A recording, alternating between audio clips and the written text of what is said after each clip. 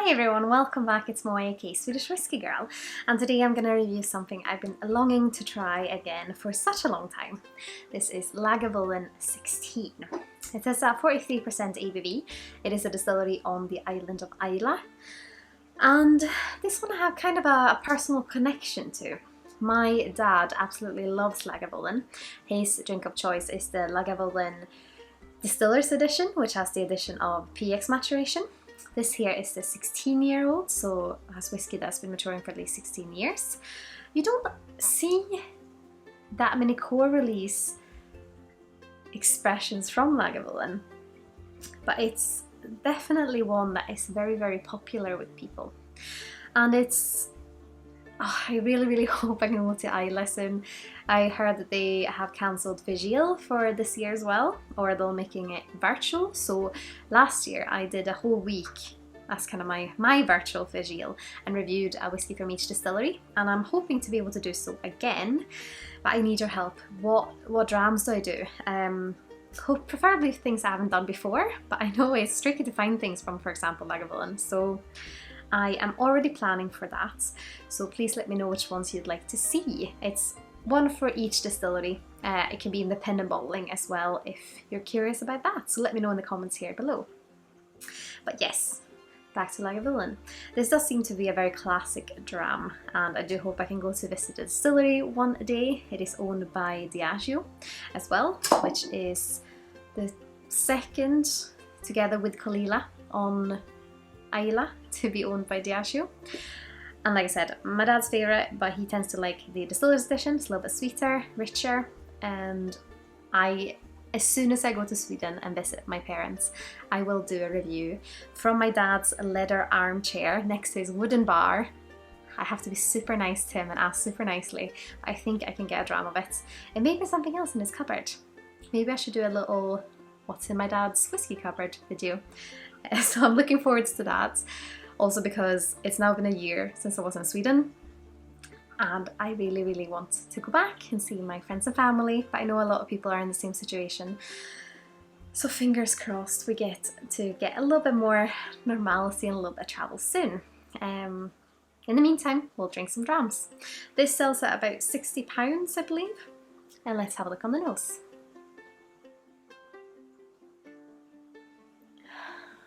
It has kind of this classic, what's it called? The sea breeze note.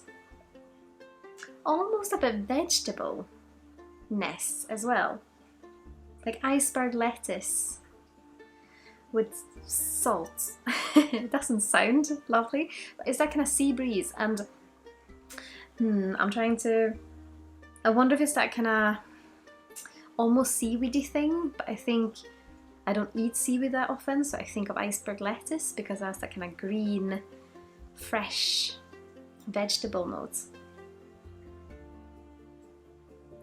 Also a bit like freshly cut wood. Quite sweet and gentle on the nose. I mean, it is the smoke you get straight away, I would say, but it is, I think, compared to a lot of the other Islay whiskies, this one is amongst the ones that tend to have a little bit of a gentler approach amongst these almost smoke monsters, you could say.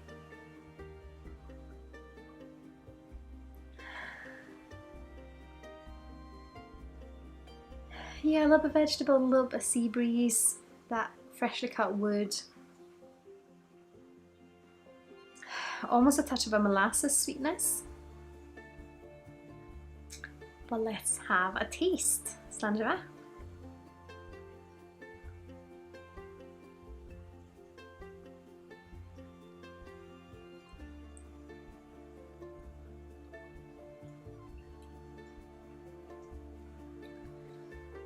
I do really like this whiskey.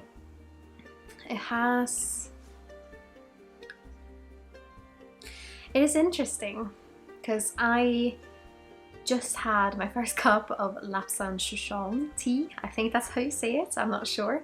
Feel free to correct me. Which is a smoky, lovely tea. And this really reminds me of it. It has that kind of almost black tea touch of bitterness that you will find in the Lapsang, and it's a smoke that is, I don't know, it's almost a little bit artificial in a way, and I don't know how to explain that. Going back to it after trying it, the nose is very much more fruity, and the palate as well. It's almost like the first sip hits you with a little bit of wood, and that kind of tea, black tea bitterness and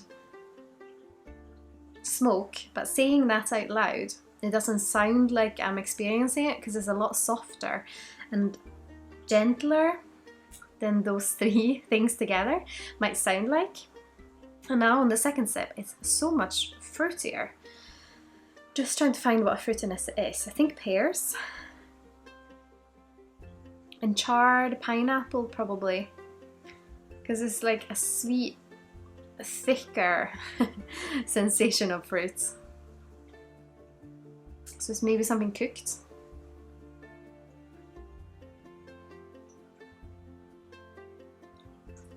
Quite sweet, I would say.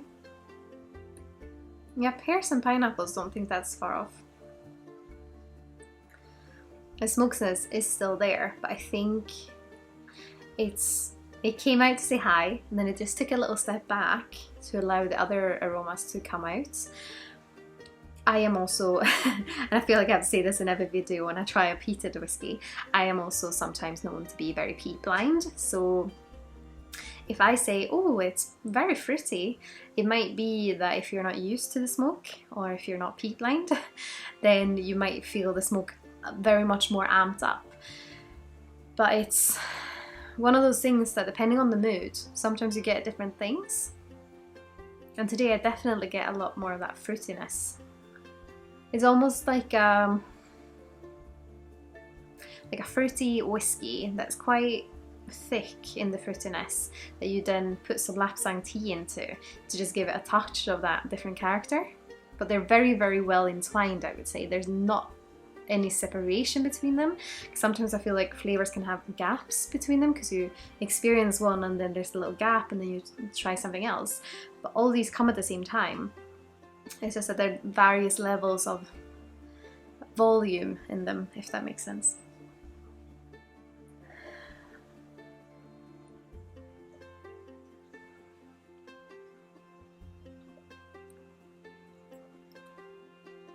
The finish feels quite ashy,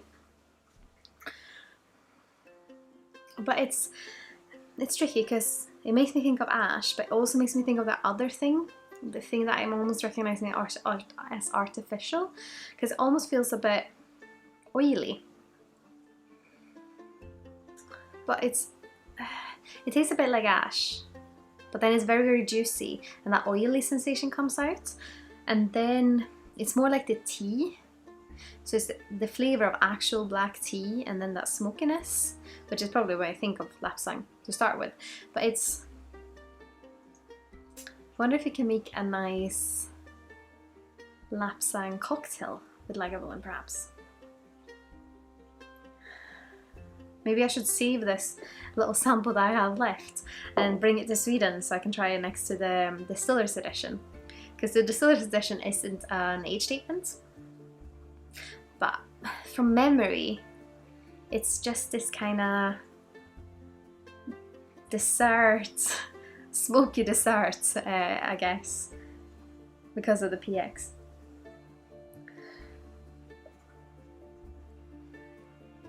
But yeah, I think Lagavulin 16 is a classic. It's a lovely, lovely whiskey.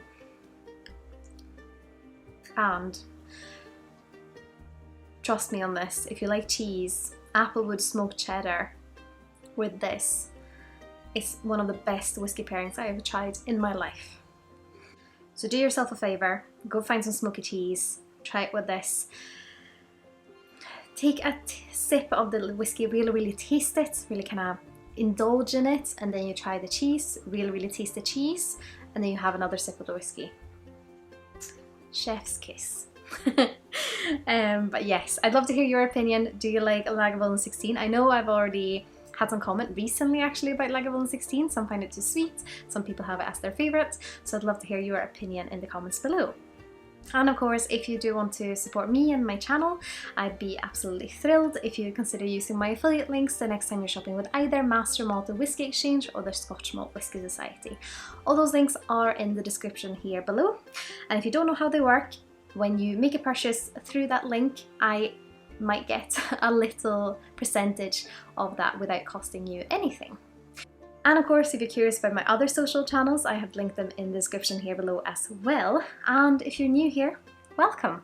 And I would be so happy if you liked the video, if you would like to leave a thumbs up and maybe subscribe if you haven't already. I of course also want to say a massive thank you to my wonderful supporters on Patreon. I'm so grateful I have you guys on my whiskey journey. But I hope you have had an absolutely wonderful day now in lovely February.